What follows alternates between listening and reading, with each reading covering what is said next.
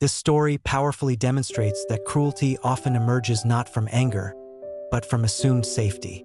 Juma, his mistress, and his family become openly vicious only when they believe Amani is powerless, comatose, voiceless, and effectively erased. Their words are not whispered in fear or guilt. They are spoken casually, confidently, even joyfully. This reveals a dark truth. Many people are not cruel by accident, but by opportunity. When they think there will be no consequences, their true nature surfaces. The hospital room becomes a symbolic courtroom where their characters are exposed. Juma mocks her sacrifices. The mistress celebrates her removal, and the mother-in-law validates the abuse by framing it as Amani's failure to know her place. None of them are grieving. Instead, they are relieved. Relief in this context is more disturbing than hatred. It means Amani's suffering benefited them. This point also highlights how power dynamics shape behavior. As long as Amani was alive and present, they maintained a facade of normalcy.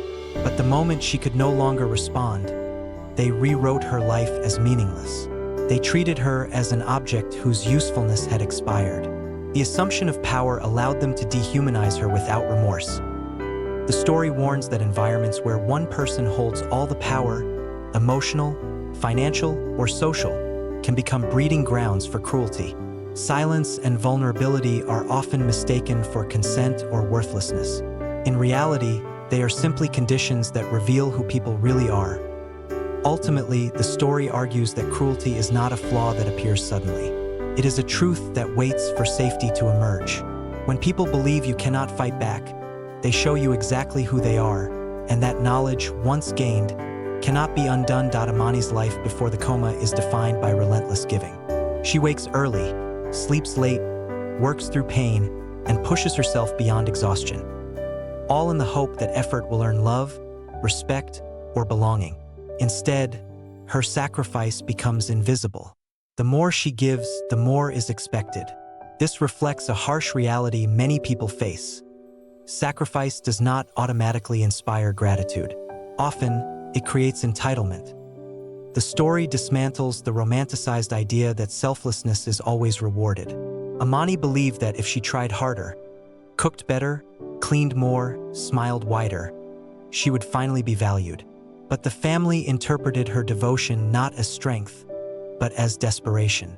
Her labor was seen as her only worth, and once she could no longer provide it, she was considered disposable.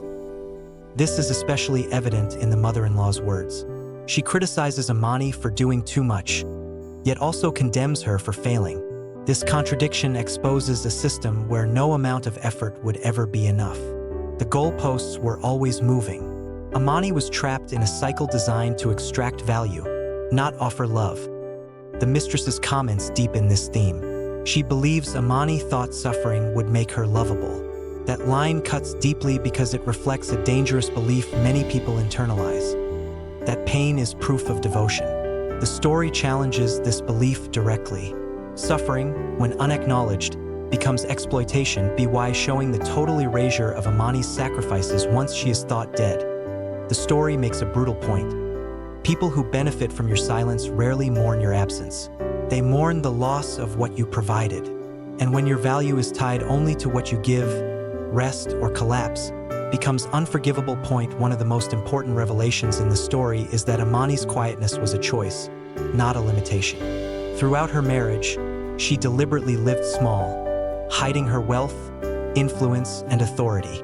She wanted to be loved for who she was, not what she owned. This decision reframes everything that came before. Her silence was not submission, it was observation. The story flips a common assumption, that the loudest person holds the power. In reality, Amani was always in control of far more than anyone realized.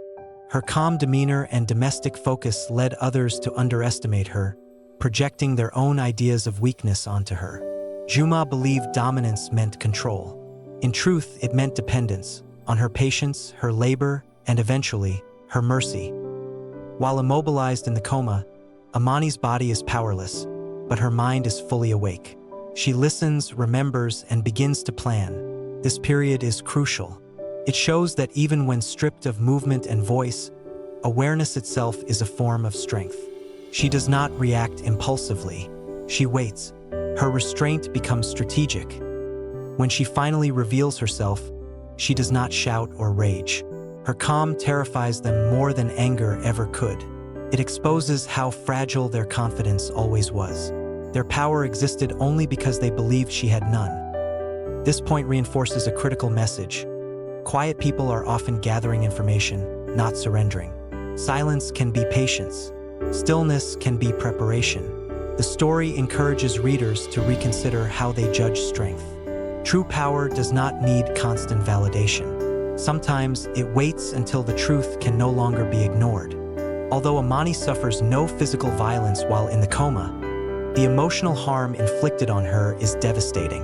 The story makes it clear that words, especially spoken in moments of vulnerability, can wound as deeply as any physical act. Trapped inside her body, unable to respond, Amani is forced to absorb every insult, laugh, and dismissal without defense. The cruelty is amplified by context. These are not strangers speaking carelessly. They are the people she loved, served, and trusted. Hearing her husband mock her life's work, her mistress celebrate her death, and her mother-in-law frame her suffering as failure creates a psychological trauma that reshapes Amani forever. Her pain is not hypothetical, it is experienced in real time. What makes the words especially lethal is their finality. They speak of her as if she is already gone, rewriting her life while she is still alive. This erasure is a form of violence. To be spoken about as useless, pathetic, or forgettable while fully conscious is to have one's humanity denied. The story also highlights how easily people excuse verbal cruelty. No alarms are triggered. No one intervenes. The harm is invisible to everyone except the victim. Yet these words become the fuel for Amani's transformation. She remembers every sentence, every laugh. They shape her resolve. By the end, it is clear that while words nearly destroyed her, they also exposed the truth. And once truth is heard, it cannot be unheard. The same words meant to bury her become the evidence that justifies her final separation. The story reminds us, what you say in moments of assumed privacy may define you forever. Amani's response to betrayal is not loud vengeance, but controlled revelation. This distinction is crucial. She does not attack emotionally or physically. She does not beg for apologies or validation. Instead, she calmly presents the truth. Who she is, what she heard, and what they did. This approach strips her abusers of all narratives they used to justify themselves. Revenge often seeks emotional satisfaction. Truth seeks finality. Amani's actions are devastating because they are clean, precise, and irreversible. She doesn't ruin Juma out of anger. She simply removes access to the systems she controls. His downfall is not dramatic, it is bureaucratic. Contracts canceled, access revoked, doors closed. This quiet dismantling mirrors the quiet way she was erased. Her calm is the most powerful weapon in the story. It forces everyone to confront themselves without distraction. There is no chaos to hide behind, no argument to win. Their begging comes too late because truth does not negotiate. Once exposed, it stands. The mistress's departure underscores this point. She does not leave because of Amani's threats, but because of reality. When the illusion of wealth and power disappears, so does loyalty. Truth collapses relationships built on lies faster than rage ever could. By choosing truth over revenge, Amani reclaims her dignity. She does not become like those who hurt her.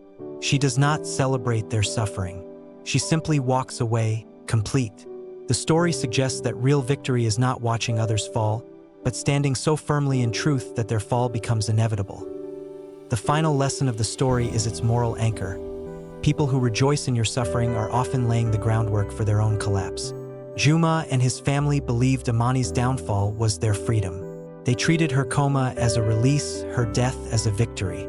In doing so, they exposed their dependence on her silence and sacrifice. Their celebration was premature. They mistook temporary advantage for permanent safety.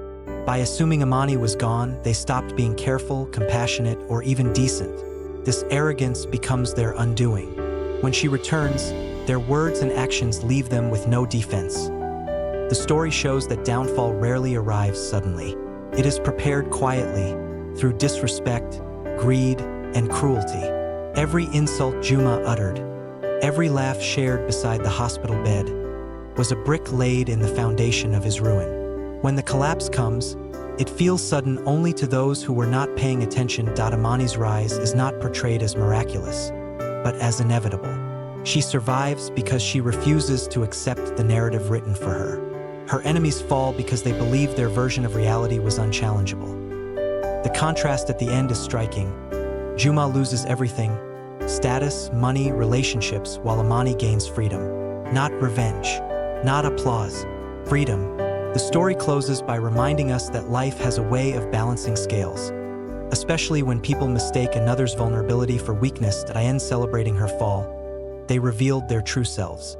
In rising quietly, Amani revealed hers, and that difference made all the difference.